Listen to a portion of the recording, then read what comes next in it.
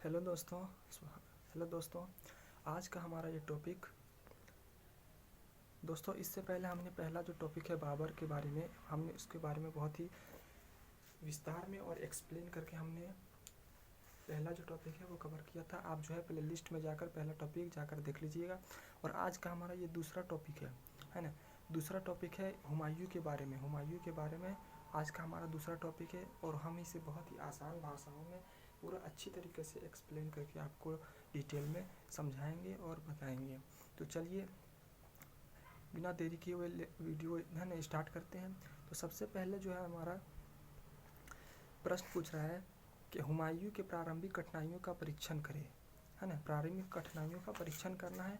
इसमें अथवा में भी दोस्तों अथवा में भी जो है और प्रश्न दे सकता है, जैसे हुमायूं की असफलता के क्या कारण, है ना, कारणों के वर्णन कीजिए।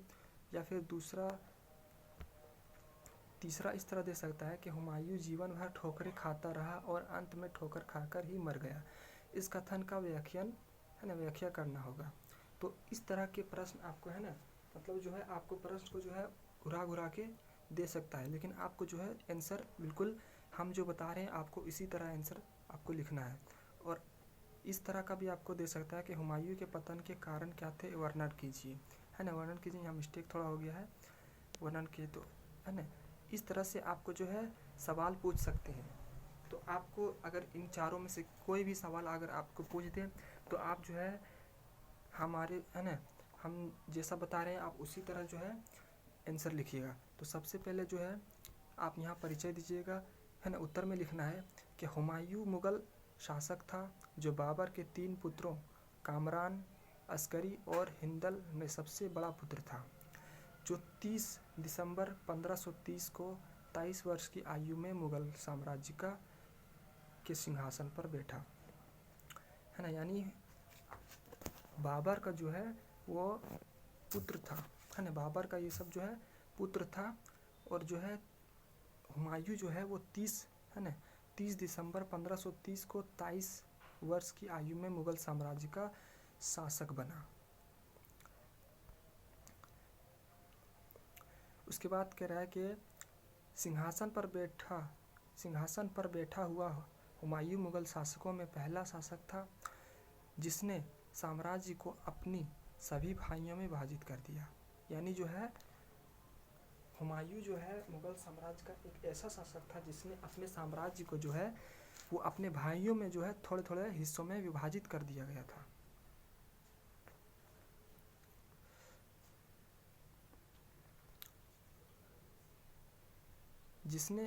उसने अपने पिता के आदेशों के अनुसार कामरान को काबुल व कांधार, अस्करी को संभल तथा हिंदल को अलवार के क्षेत्र की जिम्मेदारी दे दी गई। हुमायूं के द्वारा, है ना, यानी उसने अपने भाइयों को जो है अलवार, है ना, काबुल, अलग अलग जो है स्थानों को, है ना, शासक छोटा छोटा शासक बना दिया गया। उसे अपनी जो है साम्राज्य को टुकड़ों में बिखेर दिया हुमायूं ने। उसके बाद हुमायूं के द्वारा साम्राज्य का विभाजन उसकी असफलता का सबसे बड़ा कारण था। और यही कारण था कि हुमायूं ने अपनी साम्राज्य का जो है विभाजन कर देने के कारण उनकी, है ना, सबसे बड़ी असफलता का कारण यही रहा, विभाजन। उसके बाद कह रहा है कि हुमायूं जीवन भर लुढ़कते रहा और लुढ़कते लुढ़कते मर गया, है ना, मर गया। हुमायूं के विषय में यह कथन कहा गया है क्योंकि हुमायूं का संपूर्ण जीवन कठिनाइयों से भरा रहा। वास्तव में हुमायूं को यह सभी कठिनाइयां अपने पिता से ही विरासत में मिली थी। यानी उसके पिता ने जो जो गलतियां की थी उसे सब जो है हुमायूं उनके बेटे को भुगतना पड़ रहा था। उसके बाद कह रहा है कि और इन कठिनाइयों को उनके भाइयों और संबंधी मिर्जाओं ने और अधिक बढ़ा दिया। इसके अलावा हुमायूं की असफलता के कारण रहे। सबसे पहला कारण क्या रहा तो हम जानेंगे, है ना। तो सबसे पहले क्या है, हुमायूं की असफलता के कारणों को निम्नलिखित तरीके से हम लोग देखेंगे। तो हुमायूं के क्या क्या कारण हुए, हमको एक एक टॉपिक को हम आपको बहुत ही अच्छा और आसान भाषाओं में बताएंगे। तो पहला जो टॉपिक था कि एकता और पारिवारिक सहयोग का अभाव। जो हुमायूं साम्राज्य जब शासक बना तो उसकी जो है सबसे बड़ी उसकी असफलता का कारण था उसकी आंदोलनिक, यानी उसकी भाइयों में जो है एकता नहीं थी और परिवार का भी सहयोग नहीं मिलता था। इसके है ना उसके बाद लिखना है कि बाबर की मृत्यु के बाद मुगल शासन की गद्दी के लिए कई संघर्ष शुरू हो गए थे। गद्दी के लिए इन संघर्षों का प्रमुख कारण उत्तराधिकारी के नियमों का अभाव था।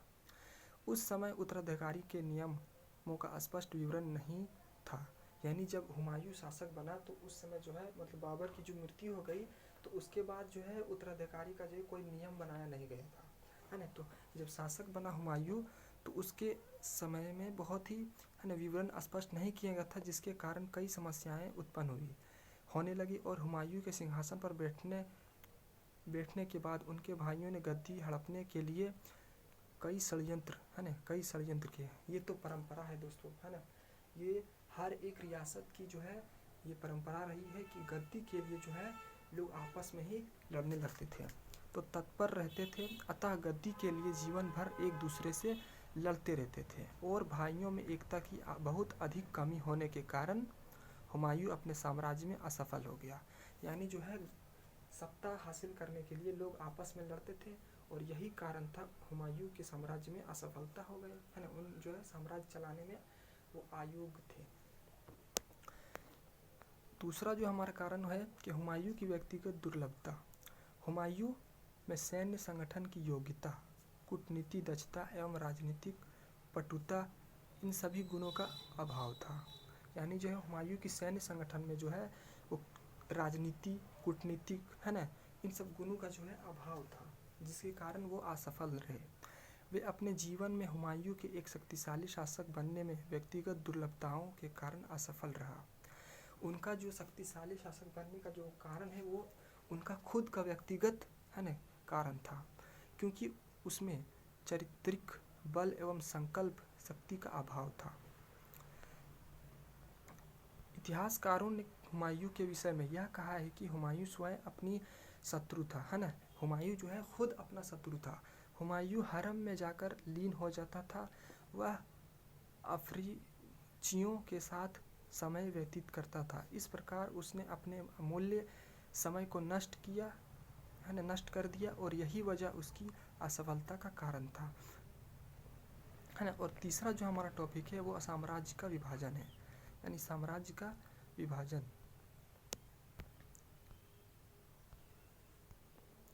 तीसरा टॉपिक है साम्राज्य का विभाजन। हुमायूं की असफलता का सबसे बड़ा कारण उसके द्वारा अपने साम्राज्य का विभाजन किया जाना था, है ना। ये सब बहुत ही विभाजन जो है ना, क्योंकि किसी भी साम्राज्य को टुकड़ों में अब बांट दीजिएगा तो वो बहुत ही कमज़ोर हो जाएगा, और जब वही टुकड़े को जब एक कर लीजिएगा तो बहुत ही मजबूत हो जाता है ना। तो हुमायूं ने अपने भाइयों के बीच साम्राज्य का विभाजन करके सबसे बड़ी गलती कर दी थी,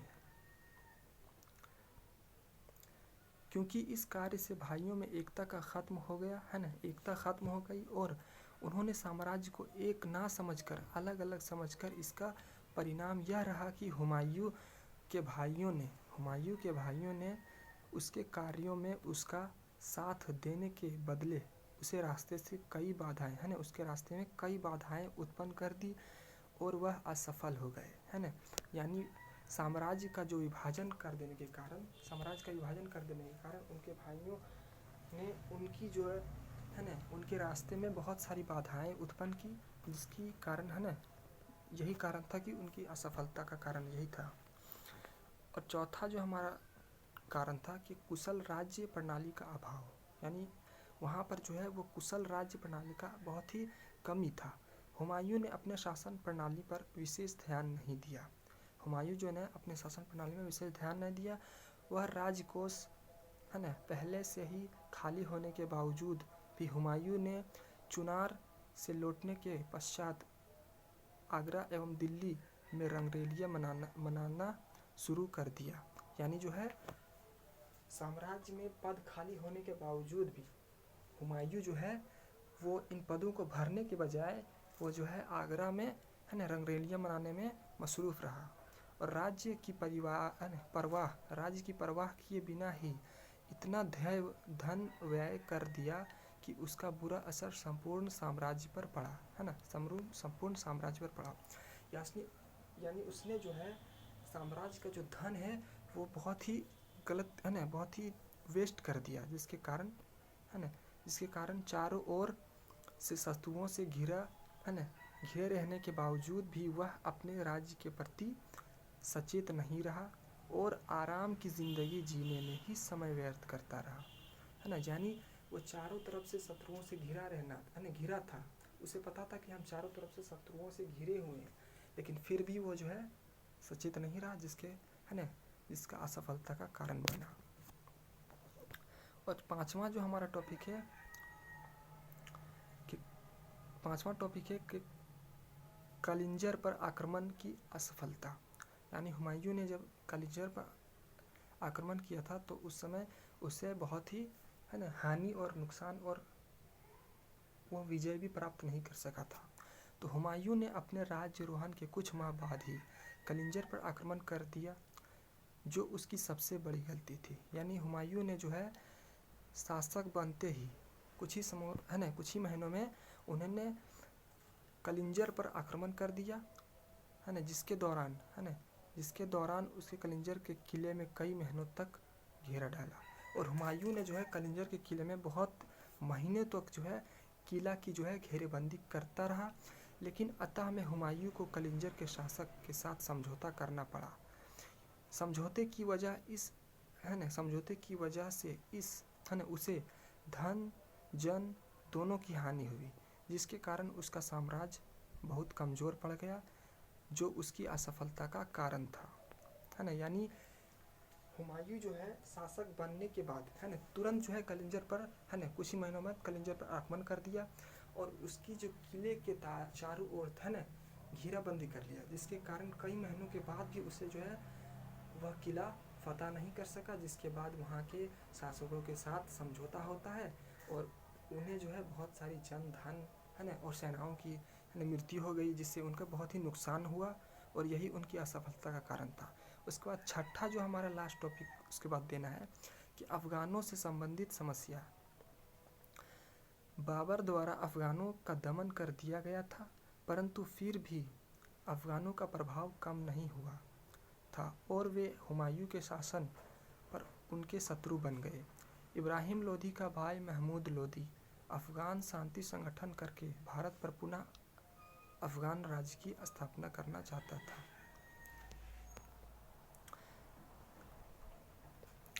हुमायूं की असफलता तब आरंभ हुई जब शेर खान ने हुमायूं को चौसा तथा कन्नौज के युद्ध में पराजित करके उसे भारत छोड़ने के लिए मजबूर कर दिया। यानी हुमायूं को सबसे बड़ा झटका तब लगा जब शेर खान ने हुमायूं को चौसा और कन्नौज के युद्ध में पराजित कर दिया, और हुमायूं को अंततः में भारत छोड़ना पड़ा, है ना। भारत छोड़कर हुमायूं भाग गए। उसके बाद निष्कर्ष में देना है तो दोस्तों इस तरह से हमने 6 टॉपिकों को बहुत ही आसान भाषाओं में कंप्लीट किया। तो आशा है ना बहुत ही अच्छा लगा होगा। वीडियो को है ना लाइक कर दे अच्छा लगा हो तो, और चैनल में नया है तो चैनल में सब्सक्राइब कर दे। तो निष्कर्ष हम लोग को देना है कि उपरोक्त विवेचनाओं से यह स्पष्ट होता है कि बाबर के मृत्यु के पश्चात मुगल साम्राज्य का अगला सम्राट हुमायूं बना, जो एक नियोग्य शासक था। यानी जो है बाबर की मृत्यु के बाद उनका बेटा हुमायूं शासक बना, जो कि वो शासक बनने के लायक नहीं था, है ना, जिसके कारण कई कठिनाइयाँ आई, और यही कारण रहा कि हमेशा असफल रहा, है ना, और यही कारण रहा कि हुमायूं हमेशा से असफल रहा। इसीलिए तो कहा गया है कि जो है हुमायूं जो है ठोकरें खा कर और अंततः में मर गया, ठोकरें खाते ही मर गया, ठोकरें खाकर मर गया। तो इस तरह से हमने बहुत ही आसान भाषाओं में हुमायूं के प्रारंभिक कठिनाइयों का परीक्षण किया, और हमने 6 टॉपिकों में बहुत ही आसान सरल भाषाओं में एक्सप्लेन करके आपको बताया। तो आशा करता हूँ कि ये है ना बहुत ही अच्छा लगा हो, तो आप लोग जो है वीडियो को लाइक कर दें। तो है ना, तो हमारा जो तीसरा टॉपिक बहुत ही है ना आसान भाषाओं में आने वाला है। तो चलिए मिलते हैं